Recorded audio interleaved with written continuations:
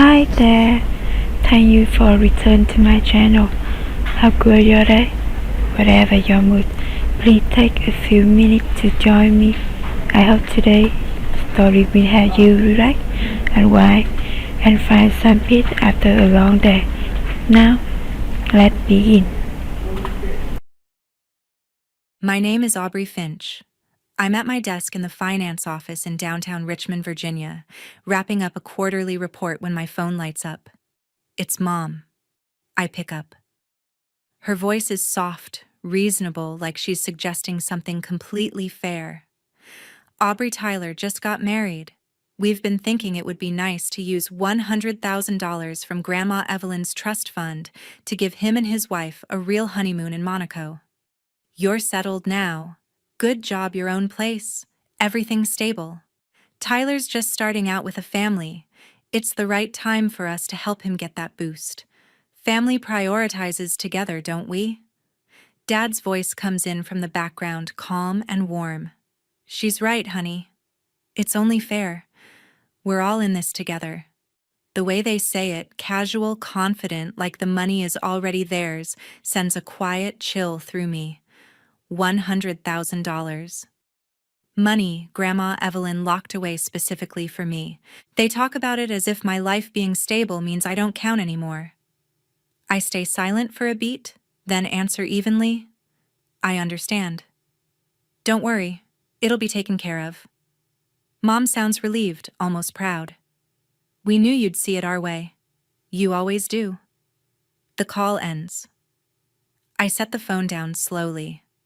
They think I'm agreeing. They have no idea I'm done playing the reliable one. If you've ever felt your own family quietly decide your future doesn't matter as much as someone else's, smash that like button, subscribe, and turn on notifications, because this story is just getting started. The call ended and the office suddenly felt too quiet. 2 years ago, everything shifted in a way I still hadn't fully processed. After Dad's investment failed and they lost their house, I let them move into mine. I told myself it was temporary. I packed my things and rented a small apartment across town so they could have space. I thought I was helping the family. They never once said thank you. Instead, they started acting like the house had always been theirs. Around that same time, a letter arrived from attorney Rebecca Klein. The envelope was heavy, the kind that makes your stomach drop before you even open it. Inside was a single page, polite but firm. It said my parents had visited her office asking about early withdrawal from the trust fund Grandmother Evelyn had set up for me.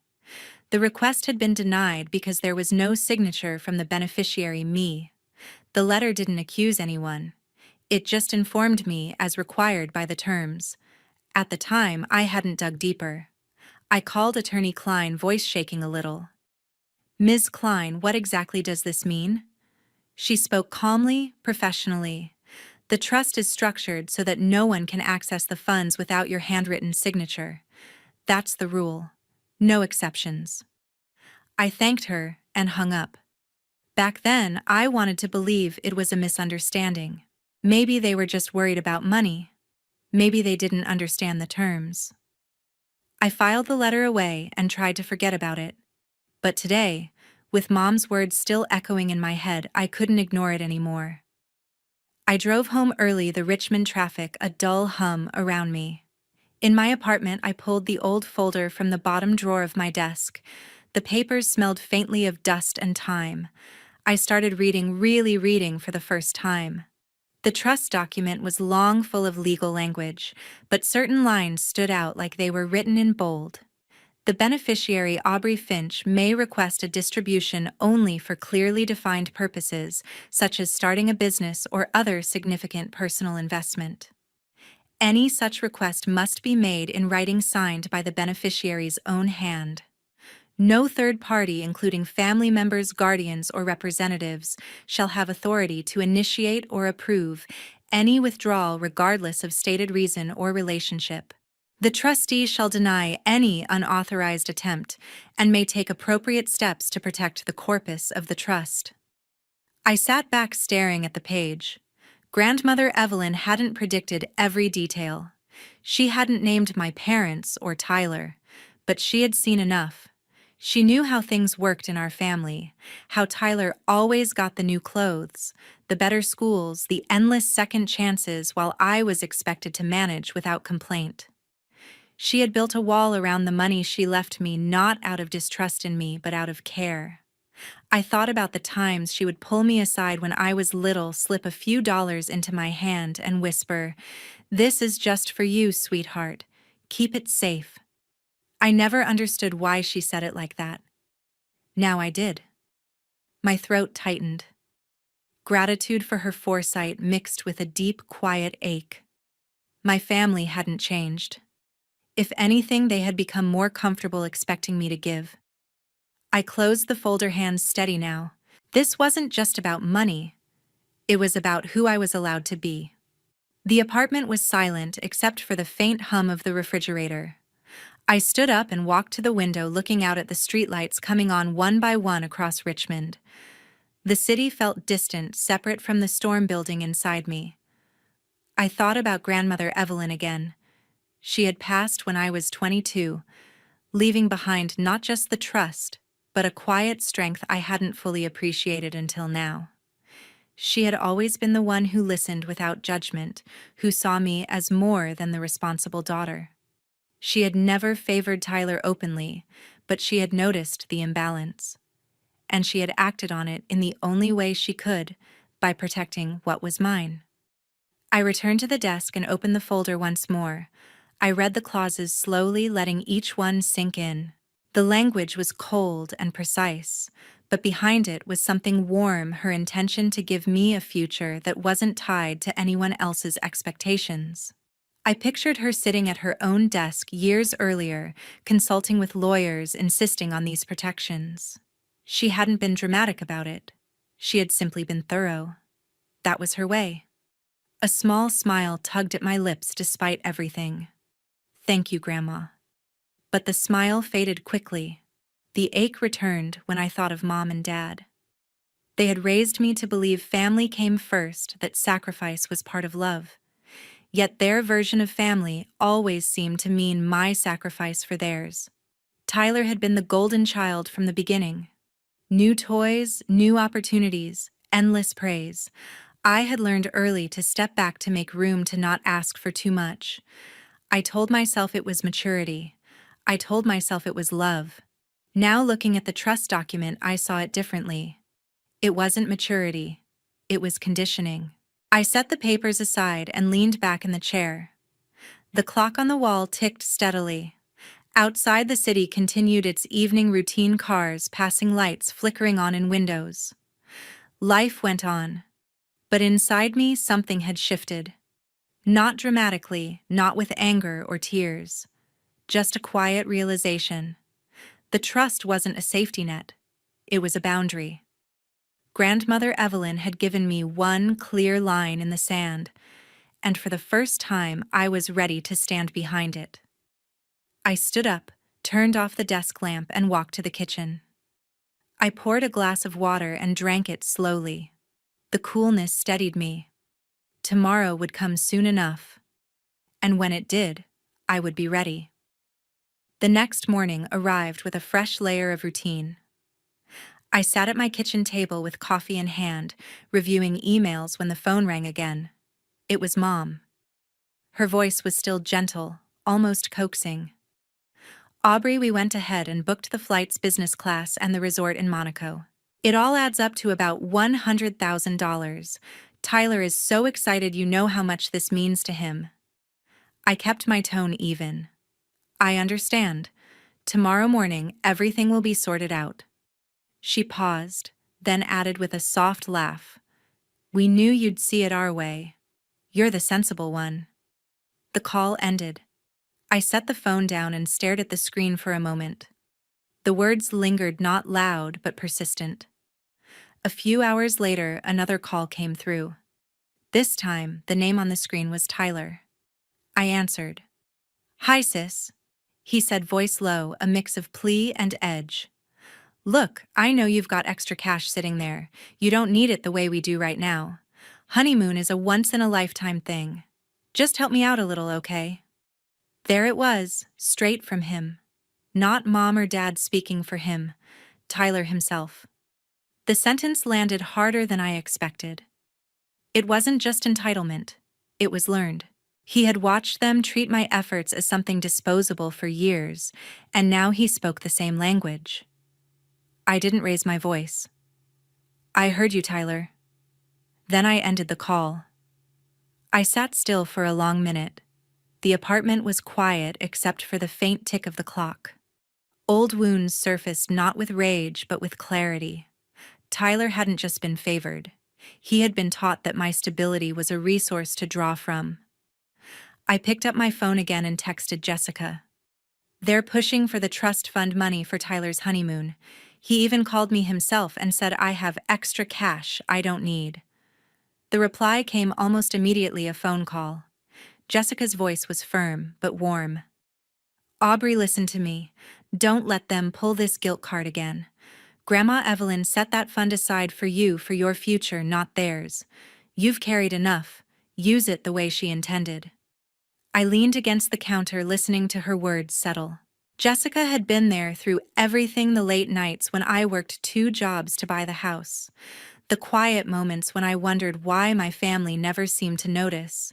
She had never judged my choices, only reminded me I had the right to make them. I know, I said finally.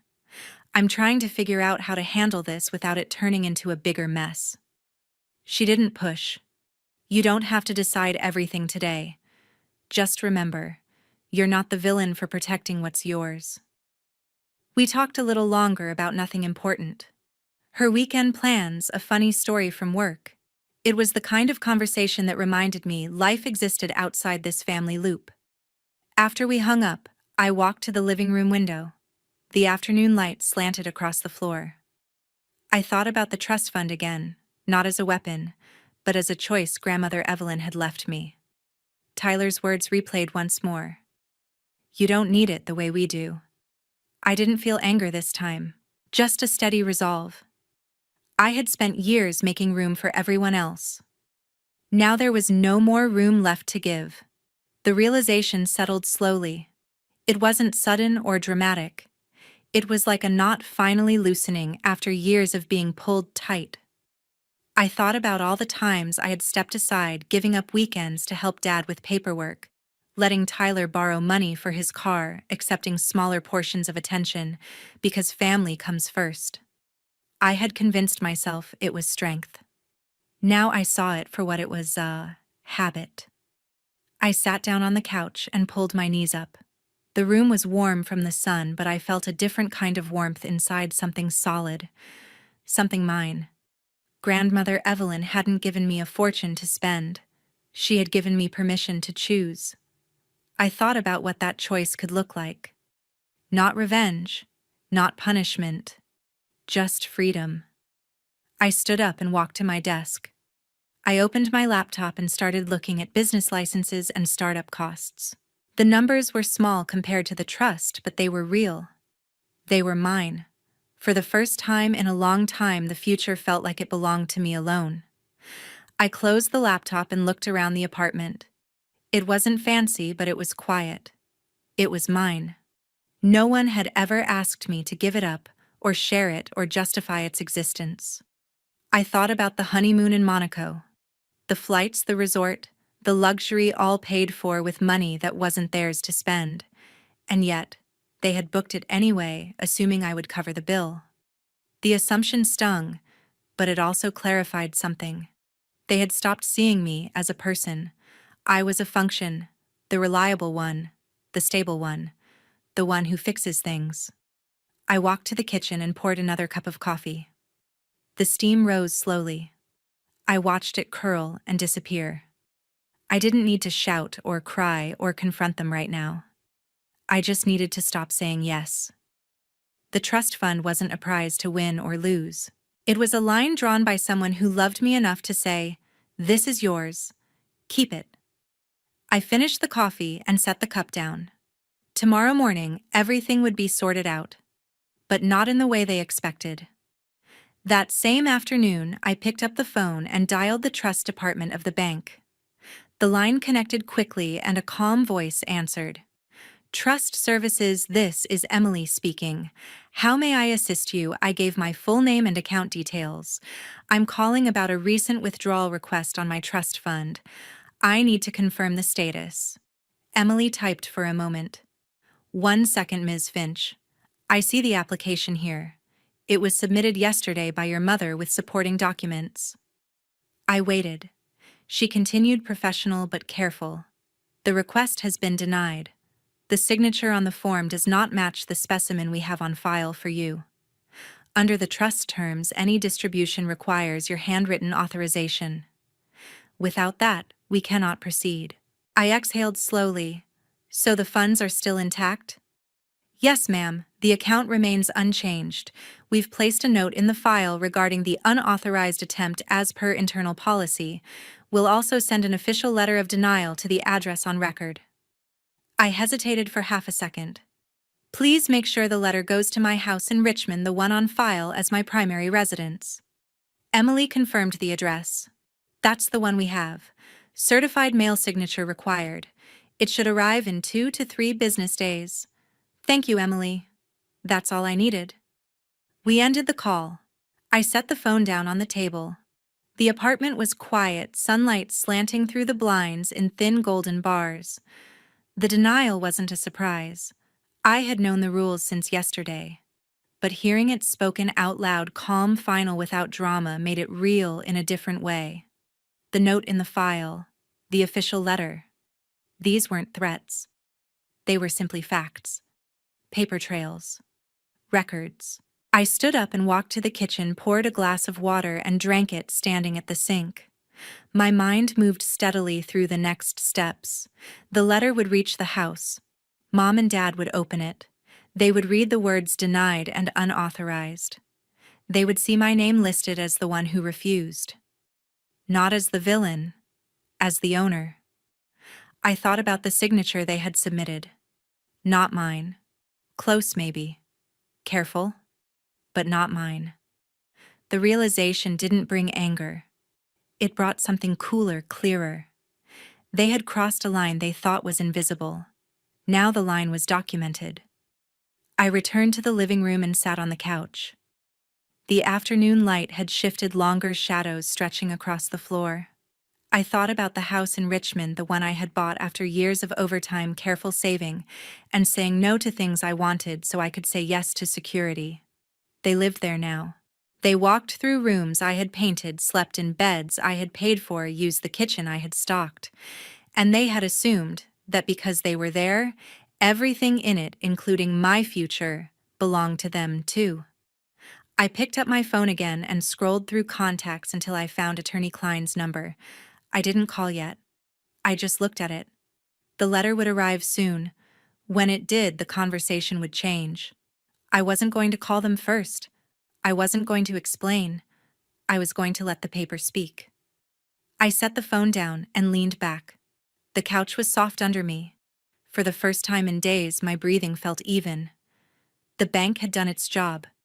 Now it was time for the rest of the truth to arrive at the door. A few days later, the letters arrived. 2 certified envelopes sat on the kitchen counter when I got home. One from the bank, the other from Attorney Klein. I opened them in order, hands steady. The bank's letter was brief and formal. The withdrawal request had been formally denied. The signature did not match the authorized specimen. The trust remained unchanged. No further action would be taken without my direct handwritten approval. A copy of the denial was attached, along with a note that the matter had been flagged internally. The second letter from Attorney Klein was slightly longer. It restated the denial and reminded the recipients of the trust terms. Only the beneficiary could initiate distributions. Any unauthorized attempt was a violation of the agreement. The letter closed with a polite suggestion to contact the office if clarification was needed. It was professional, unemotional, and final.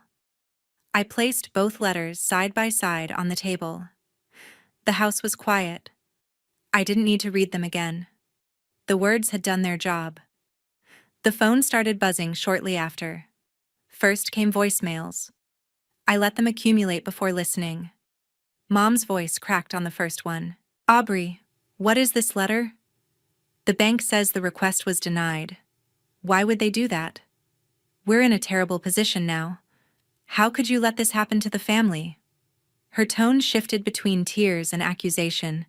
She repeated the same phrases, voice rising each time. We trusted you. We thought you understood. Tyler's honeymoon is ruined because of this. I skipped to the next. Dad's message was shorter, angrier. Aubrey, this is ridiculous. You've made a mess of everything. We're the ones dealing with the consequences. Call us back and fix this. Then Tyler's text messages came in a stream. Sis, I can't believe you let this happen. The resort canceled everything. We lost the deposit. I didn't think you'd actually do this to us. Another one, I thought we were family. Guess I was wrong. I read them all. No tears came. No rush of guilt. Just a deep, steady ache that had been there for years, now fully exposed. I sat on the couch with the phone in my lap. The screen glowed in the dim room. Each message felt like a small stone added to a pile I had carried too long. I thought about the years of quiet concessions, the times I said yes when I wanted to say no, the times I swallowed disappointment so they could have what they wanted. I had done it because I believed it was love. Now I saw it clearly. It wasn't love. It was expectation. They had expected me to bend. Always. And when I didn't, they called it betrayal. I listened to the voicemails again, slower this time. Mom's crying, Dad's anger, Tyler's disappointment. Each one tried to pull me back into the old role, the fixer, the giver, the one who makes it right. I didn't respond. I didn't call. I didn't text. I turned the phone face down on the table and walked to the window. The street outside was calm. Cars passed. Lights flickered on in neighboring houses. Life continued without drama. Inside me, something settled. The pain was real, but it wasn't overwhelming. It was familiar, like an old scar finally acknowledged.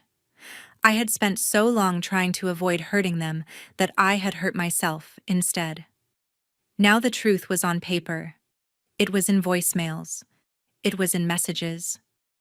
They could no longer pretend it didn't exist. I didn't need to shout or explain or justify. The letters had spoken for me. I walked back to the couch and sat down. My breathing was even. My hands were still. For the first time in years, I felt the weight begin to lift, not all at once, but piece by piece. I wasn't going to fix this for them. I was going to let them feel what it was like when I stopped. The decision wasn't born from anger. It came from clarity. I had carried their expectations long enough. It was time to set them down. The apartment felt different after that. Smaller perhaps, but also more mine. The walls, the furniture, the silence, they belonged to me, now not to the role I had played for so long. I thought about the next steps, not with fear, but with purpose. The letters had opened the door. The voicemails had confirmed the path. I didn't need to rush. I just needed to keep walking. I picked up the letters again and placed them in a drawer. They weren't weapons. They were proof. Proof that I had the right to say no.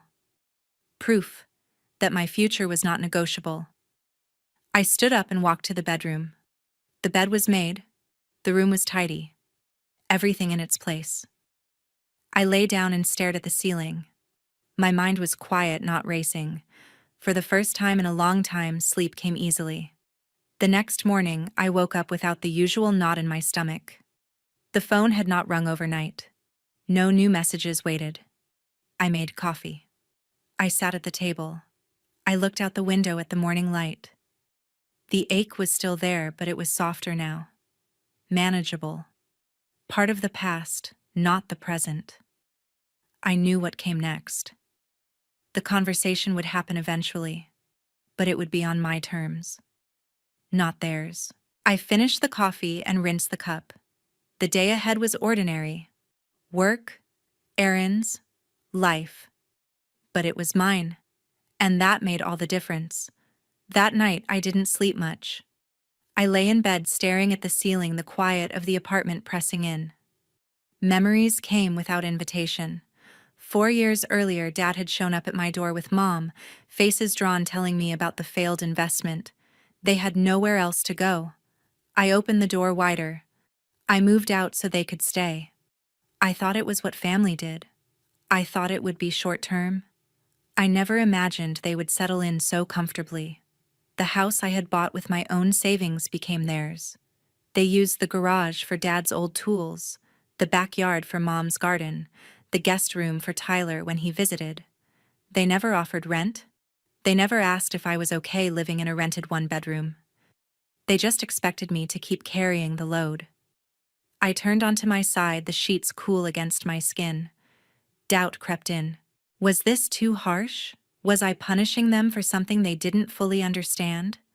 The letters had arrived. The voicemails had played. They knew the money was off limits. Yet the messages kept coming, pleading, angry, disappointed. Each one pulled at old strings. I sat up in the dark and rubbed my eyes. The clock glowed 2:17 a.m. I thought about the years of small sacrifices, skipping vacations to help with bills, working extra hours so Tyler could have the latest phone, smiling when they praised him while I stood in the background. I had told myself it was temporary. I had told myself it was love. It wasn't love. It was a pattern. The pattern had to stop. I reached for my phone and scrolled to Attorney Klein's number. The office was closed, but I left a message. This is Aubrey Finch. I need to discuss an eviction notice for the property in Richmond. Please call me first thing in the morning. I set the phone down and lay back. The doubt didn't disappear, but it became smaller. It was no longer the loudest voice in the room. The next morning, Attorney Klein called at 8:45. Good morning, Aubrey. I got your message. What's going on? I explained the situation without emotion. The trust denial, the letters, the voicemails, the years of living in my house without contribution. I want them out. 30 days as required by Virginia law. She didn't hesitate. I can prepare the notice today. It will be formal on letterhead with all the required language. You'll need to serve it via certified mail with return receipt. I'll include the exact deadline, 30 days from delivery. After that, if they don't leave, we can file for unlawful detainer in court. I nodded, even though she couldn't see me. Do it. We ended the call. Within an hour, she emailed the draft. I reviewed it carefully.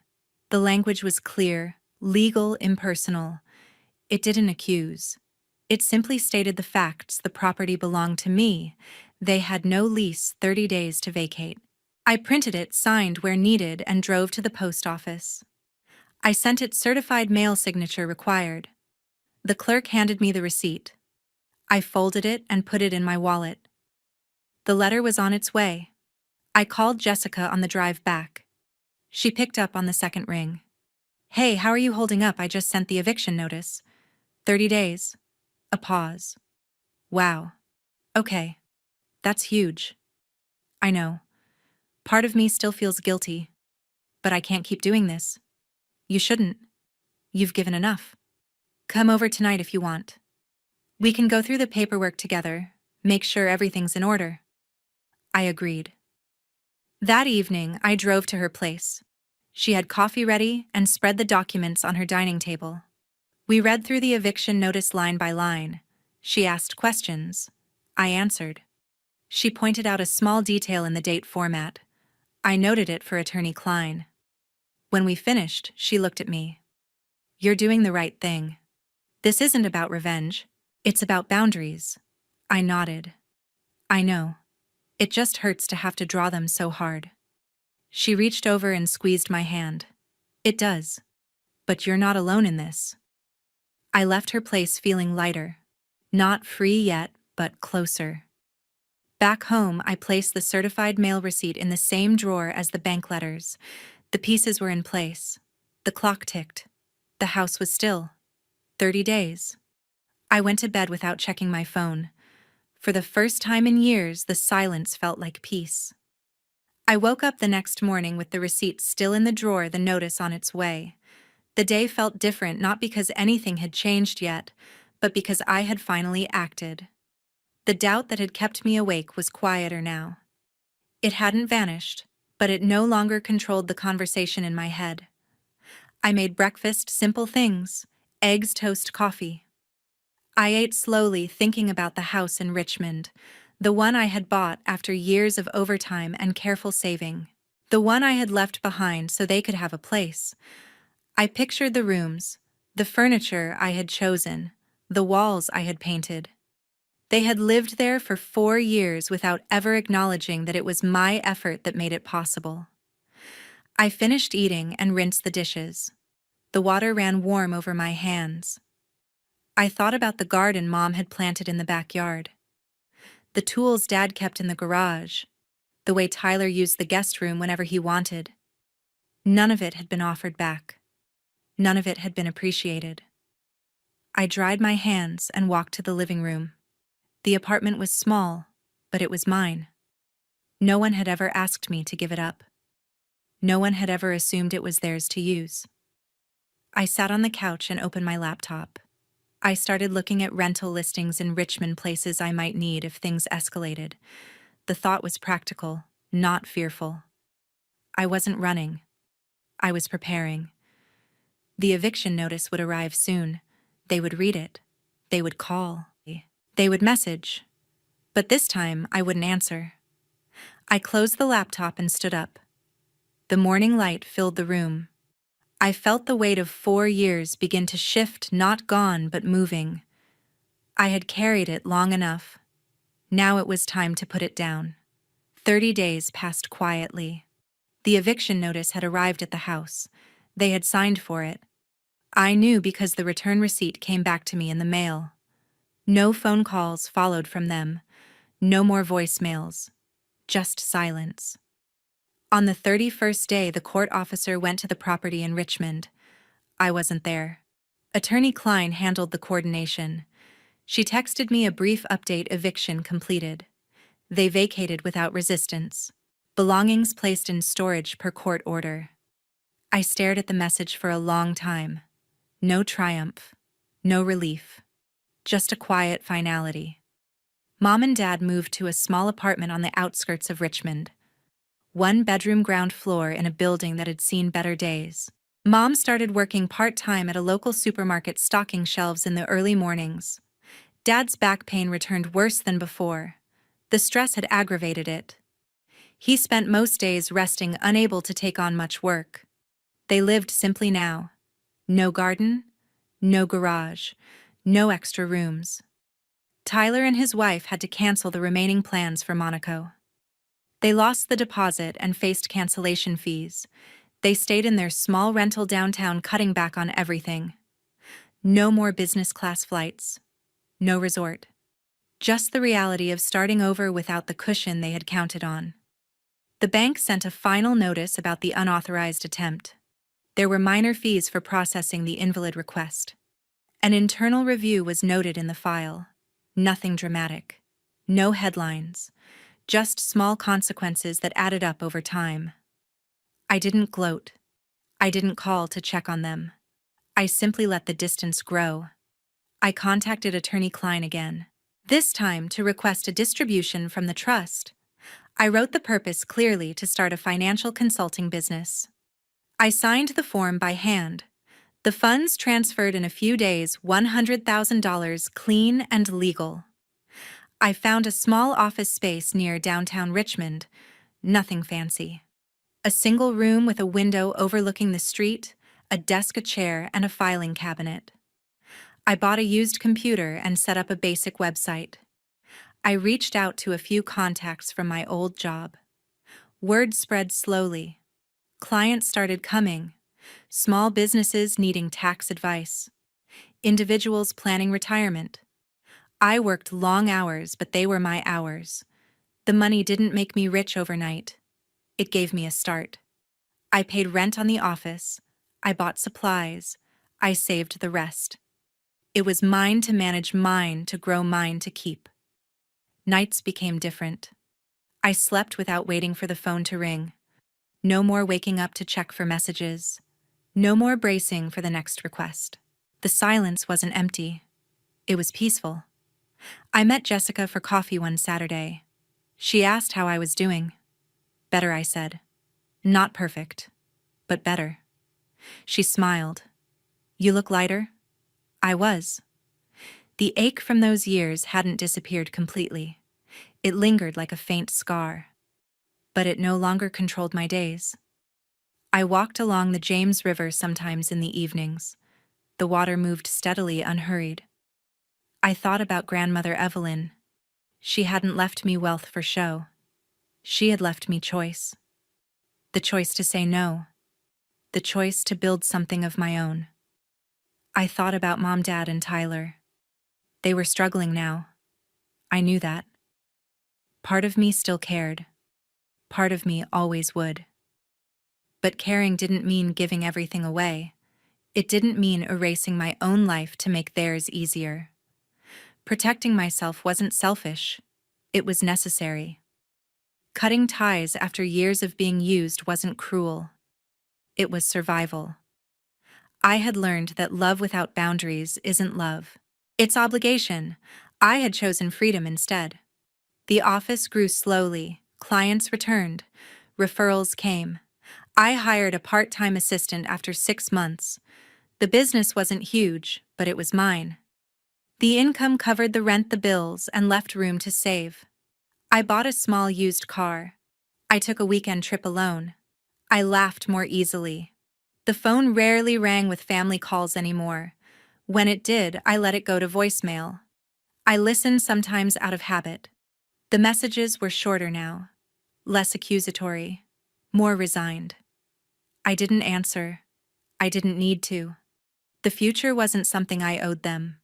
It was something I earned, and for the first time, it felt like it belonged to me. I stood at the window of my new office one afternoon watching people walk below. The city moved on. Life continued. So did I. With boundaries. With peace. With my own name on the door. I thought about the path that led here. The years of giving more than I had. The slow realization that I deserved to keep some things for myself. The moment I decided to stop apologizing for existing. Grandmother Evelyn had given me more than money. She had given me a reminder that my life was my own.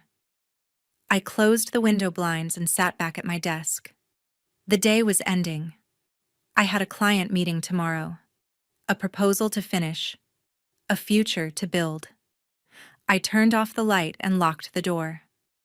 Outside, the streetlights came on one by one. I walked to my car, keys in hand. The engine started smoothly. I drove home through the familiar streets of Richmond. The apartment waited quiet and mine.